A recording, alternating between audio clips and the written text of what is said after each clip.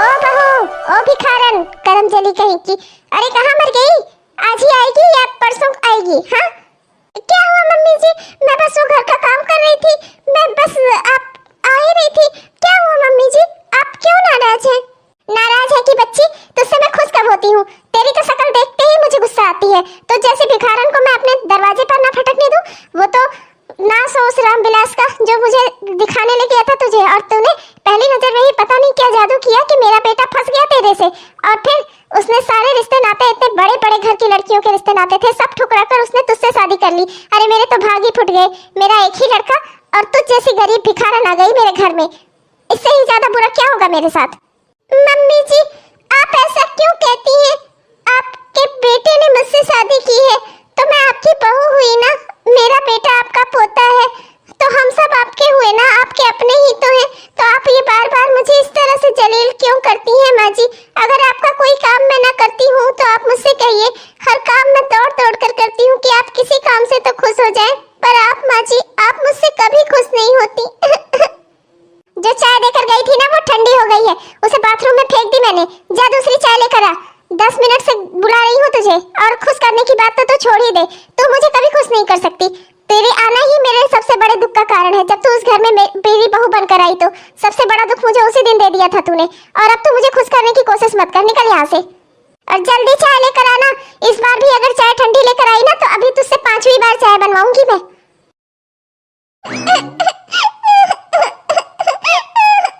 अरे क्या हुआ, क्यों रो रही हो? बताओ ना क्या हुआ तुम्हें? फिर किसी ने कुछ कहा क्या तुम्हें? क्यों रो रही हो? मैं नहीं रो रही हूँ, मुझे किसी ने कुछ नहीं कहा है। अच्छा, रो नहीं रही हो? इधर देखो जरा, देखो तो। रो नहीं रही हो तो ये सिसकियों की आवाज कहाँ से आ रही है? हाँ, इधर देखो जरा, देखूं तो। क्या है? हाँ, आप जानबूझकर मुझे परेशान कर रहे हो ना? मैंने कह दिया ना, मैं नहीं रो रही हूँ। मुझे एक ही बात बार बार कहने में अच्छा नहीं लगता। मैं नहीं रो रही हूँ बस। अरे क्या हुआ यार, बताओ तो जरा, क्या हो गया? किस लिए रो रही हो? किसने क्या कह दिया तुम्हें? अरे यार शांत हो जाओ। अच्छा चुप हो जाओ, इधर आओ, बैठो, बताओ बताओ बताओ तुम्हें क्या हुआ है? आपने मुझसे शादी क्यों की? जब मम्मी जी मुझसे शादी नहीं होने देना चाहती थी आपकी, तो आपने मुझसे शादी क्यों की? आपको नहीं करना चाहिए था ना ऐसा। आप अगर मम्मी जी के मन से कोई दहेज देकर आई हुई लड़की से शादी करते तो आज सब कुछ अच्छा रहता। अरे ये बात है, ये फिर से मम्मी शुरू हो गई क्या? मम्मी के ताने क्या आज के हैं? वो तो रोज तुम्हें ऐसे ही ताने मारती हैं। तो फिर तुम अब दुखी होना छोड़ दो, ठीक है? अभी कह रही थी ना कि बार बार मुझे एक बात करना पसंद नहीं है, तो बार बार तुम एक ही बात पे दुखी क्यों होती हो? इधर देखो, सुनो ध्यान से। शादी करके मुझे रहना था तुम्हारे साथ। मम्मी को तो सिर्फ उनकी बहू मिलती, मुझे तो मेरी पत्नी मिलती। और जब मुझे मेरी पत्नी चुनना है तो मैं अपने मन से चुनूंगा ना। मेरी माँ का मन था कि दहेज देकर कोई लड़की आए इस घर में, लेकिन मैंने तो तुम्हें देखा तो मैंने तुम्हें ही पसंद किया। तुम्हारी जैसी लड़की मुझे दूसरी कोई मिलती भला? और तुम भी सोचो, मेरे जैसा कोई तुम्हें झेलने वाला मिलता भला? बात करती हो। पर मम्मी जी मुझे कभी नहीं अपनाएंगी। वो हमेशा मुझसे गुस्सा रहती हैं, हमेशा मुझ पर नाराज रहती हैं। मुझे बात बात पर गरीब घर की और भिखारन ऐसे सब कह के बुलाती हैं। मुझे बहुत दुख होता है जी। मुझे कोई चाहे जो कह ले, पर मेरे परिवार को अगर कोई गरीब भिखारी ये सब बोलता है तो मुझे बहुत दुख होता है। मैं मम्मी जी की 100 बातें बर्दाश्त कर लेती हूँ, पर जब मेरे परिवार को वो कुछ कहती है ना तो मुझसे बर्दाश्त नहीं होता। जाने दो, कोई बात नहीं, भूल जाओ उनकी बातों को। ये समझ लो कि आज वो ऐसी हैं, कल धीरे धीरे समय के साथ सुधर जाएंगी। अभी उनके हाथ पैर चल रहे हैं ना, इसलिए उनको महसूस नहीं होता कि तुम्हारे जैसी बहू उनको ना मिलती तो उनका क्या होता। तुम उनकी सारी सेवा करती हो, और उनकी जैसे वो बहू चाहती थी ना वैसी कोई आई होती तो दिन रात पलंग पे बैठी होती। मैंने एहसान किया है उनके ऊपर तुम्हारी जैसी बहू लाकर, जो घर का सारा काम करती है, उनकी 100 बातें भी बर्दाश्त करती है। देखो तुम्हें एक ही सलाह दूंगा, हम किसी का व्यवहार नहीं बदल सकते। वो जो भी कहती हैं एक कान से सुनकर दूसरे से निकाल दिया करो। अगर वो तुम्हारे परिवार को कुछ बुरा भला कहती हैं तो उनके कहने से तुम्हारा परिवार हो थोड़े जाएगा। अब 2 ऑप्शन है तुम्हारे पास, या तो तुम उनसे झगड़ा करो, और या तो जो वो कहती हैं उसको सुनकर अपने दिमाग से, अपने कान से सबसे निकाल दो, ठीक है? तुम उनकी बातों को सोचा ही मत करो। जितना सोचोगी तुम्हें उतना तकलीफ होगी। और देखो, अब तो हमारे एक बेटा भी है। इतना सुनते सुनते तुम्हें इतना साल हो गया, तो अब तो तुम माँ जी की बातों को भूल ही सकती हो, है ना? अरे वाह, अच्छा हुआ भाभी आप मुझको यही मिल गई। मैं भी आपसे बस यही कहने आ रही थी कि मैं कॉलेज जा रही हूँ, आप जल्दी से गेट बंद कर लेना, ठीक है? मैं बहुत दुखी हूँ। माँ जी मुझे हरदम जलील करती हैं। उनकी बातें मेरे दिमाग में हमेशा दौड़ती रहती हैं। ऐसा लगता है कि मुझे नींद नहीं आती, मैं बहुत परेशान हो जाती हूँ। दिन रात मुझे उनकी बातें याद आती हैं। हेलो भाभी, किसी का फोन आ रहा है, 1 मिनट। हेलो, हाँ शीतल, अच्छा अच्छा, अरे बस मैं कॉलेज के लिए निकल ही रही हूँ। हाँ हाँ, और बताओ? अरे बहुत टाइम है मेरे पास। हाँ हाँ, सब हाल चाल सुनूंगी। हाँ, अपने बॉयफ्रेंड के बारे में भी बताओ। हाँ शीतल, अच्छा, हाँ हाँ, तो बताओ मुझे, तुम दोनों शादी कब कर रहे हो? इस घर में कोई मुझसे अच्छे से पेश ही नहीं आता, कोई मेरा ख्याल नहीं रखता, किसी को पड़ी ही नहीं है मैं जीऊं या मरूं, किसी को मेरा ख्याल नहीं है। अगर मेरा बेटा ना होता तो मैं ये घर छोड़कर चली जाती। यहाँ कोई मेरा अपना नहीं है सिवाय मेरे पति के और मेरे बेटे के। दीदी दीदी, मैं आ गया। बहुत दिन हो गए थे दीदी, आपसे मिलना था। इधर देखो। अरे क्या हुआ दीदी, सुख में तो हो? कोई दुख है क्या तुम्हें? इतने दिन से तुमने माँ से बात ही नहीं की। माँ परेशान हो रही थी, तो उन्होंने मुझे कुछ सामान दिया और सीधा तुम्हारे घर भेज दिया। उन्होंने कहा जा अपनी दीदी का हाल चाल लेकर आ। बताओ ना दीदी, क्या हुआ? तुम ठीक तो हो ना? तुम्हें देख लिया ना, मैं खुश हो गई। माँ से कह देना फोन करके, मैं ठीक हूँ, मैं भी उनसे बात कर ही लूंगी बस। अच्छा तो हंसकर तो दिखाओ मेरी प्यारी दीदी, जैसे पहले खुश रहा करती थी जब हमारे घर में थी। तो ससुराल में आते ही तो लगता है जैसे तुम्हारे चेहरे से किसी ने हंसी खींच ली हो सिरिंज से। अरे दीदी खुश रहा करो, 4 दिन की जिंदगी है, क्या दुख में रहती हो हमेशा? किस सोच में हो? अरे भाभी, ये कौन है? ये मेरा भाई है। तुमने शादी में नहीं थी ना, इसीलिए तुम्हें पता नहीं है। शादी वाले टाइम पे तुम अपने मामा के घर गई थी, तो तुमने कि मेरे ज्यादातर रिश्तेदारों को तुम जानती नहीं हो। ये मेरा सगा भाई है, ये आज मेरा हालचाल लेने आया है। वो मम्मी से मैंने बात नहीं की थी ना 2-3 दिनों से, तो मम्मी मेरी परेशान हो गई, तो उन्होंने इसे भेज दिया। चल भाई, मैं तुझे खाना वाना खिला दूं, चल हाथ मुंह धो ले, तुझे खाना वाना खिला देती हूँ। लड़का तो बहुत अच्छा है, कितना सीधा है और कितनी अच्छी अच्छी बातें करता है और कितना समझदार भी है। इतनी दुख में थी भाभी और उसने 2 मिनट में भाभी को हंसा दिया। वाह, ऐसा लड़का तो बहुत ही नसीब वालों को मिलता होगा। अरे ओ स्वप्न सुंदरी, किस ख्याल में खोई है? क्या हुआ? कॉलेज जा रही थी तू? अरे कॉलेज को शुरू हुए तुझे आधे घंटे हो गए हैं, कितनी देर जाएगी तू? हाँ, और जाएगी भी कि नहीं, कि छुट्टी के टाइम पे जाने का इरादा है तेरा?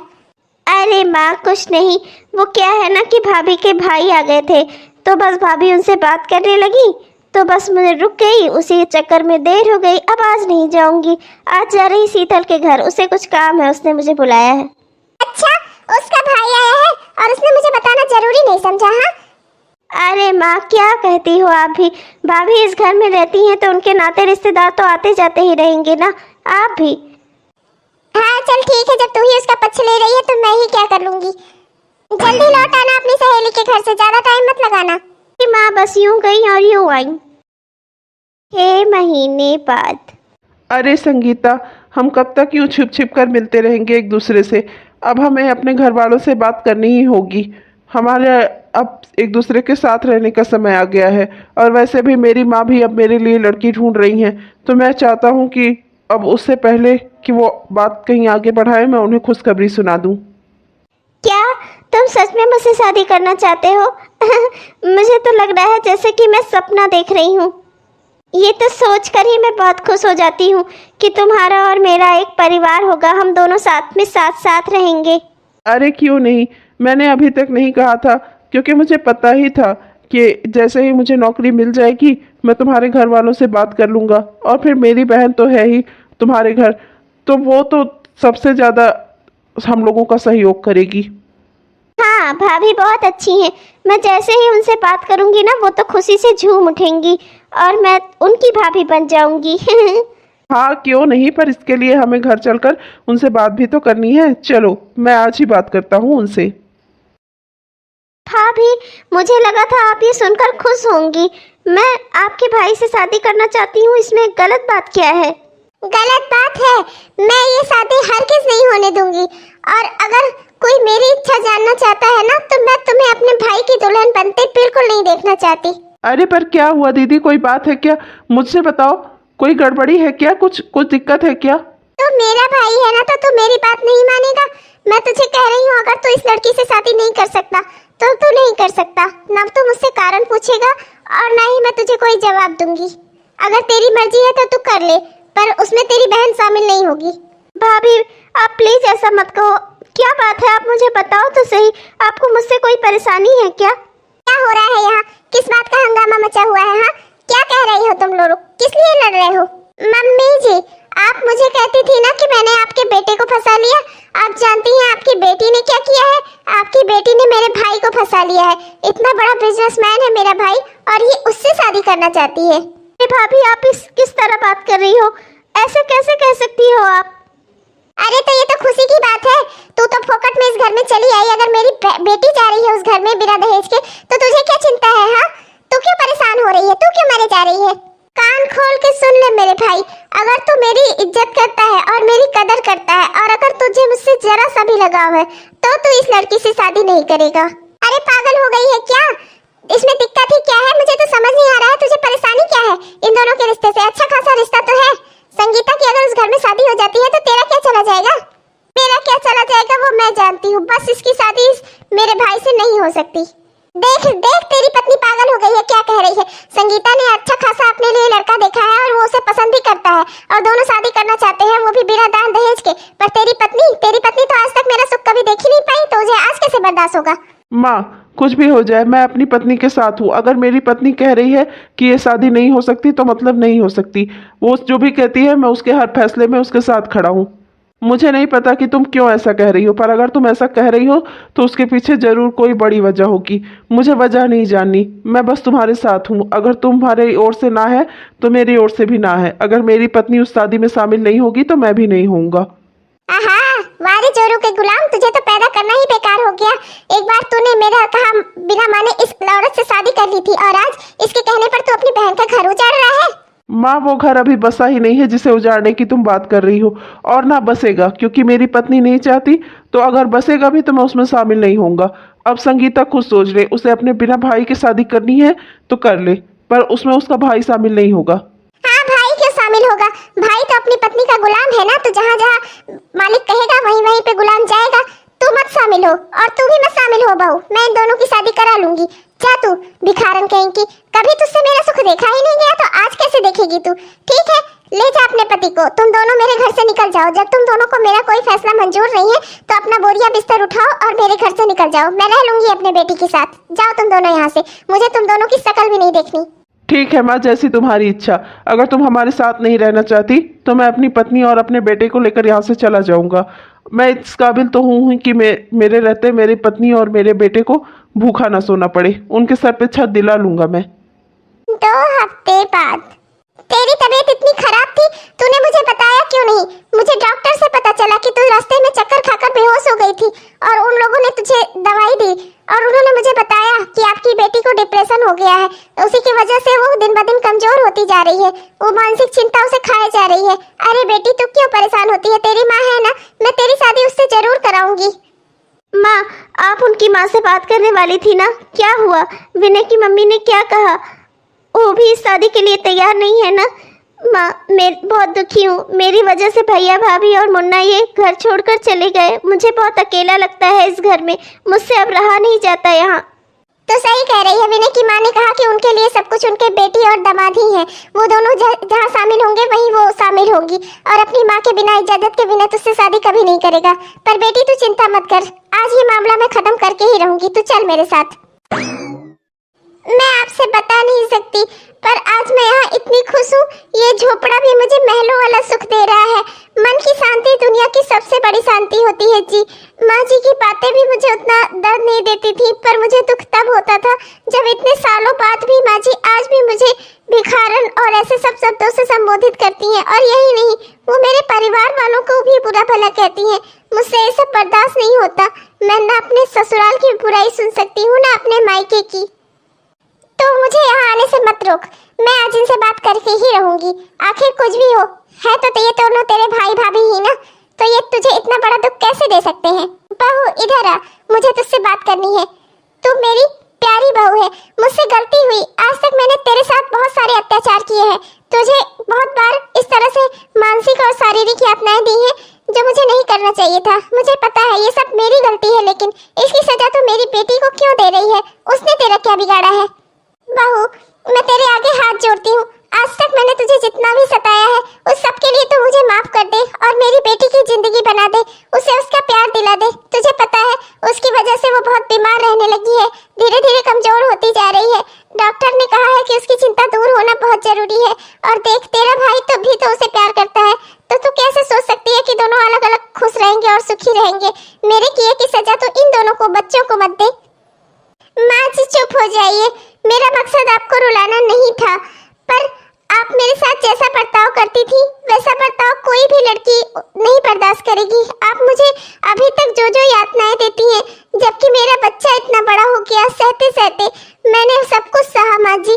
पर आप जानती हैं कि इतनी यातनाएं किसी भी लड़की को देना अच्छी बात नहीं है।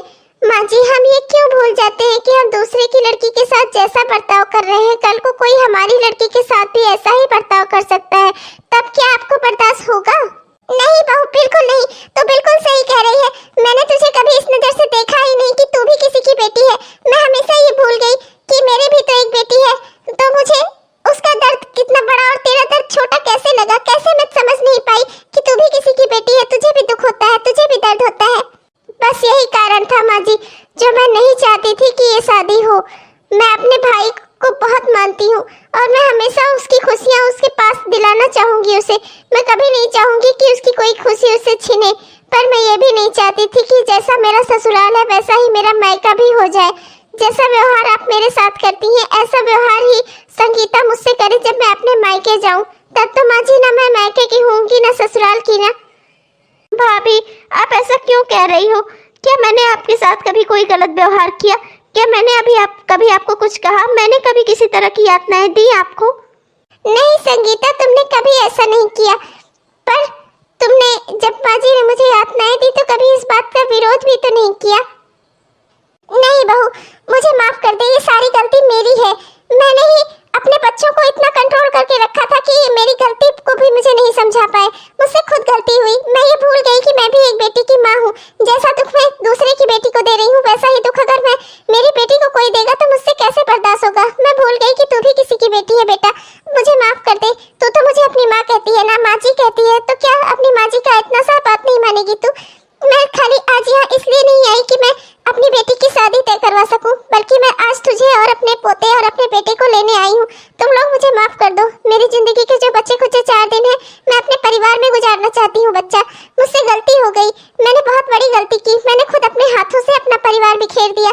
पर अब तो मुझे माफ कर दे और चलकर अपनी घर गृहस्थी संभाल बेटा। मैं अपने पोते, अपने बेटे और तेरे बिना अब मैं एक दिन भी नहीं रह सकती।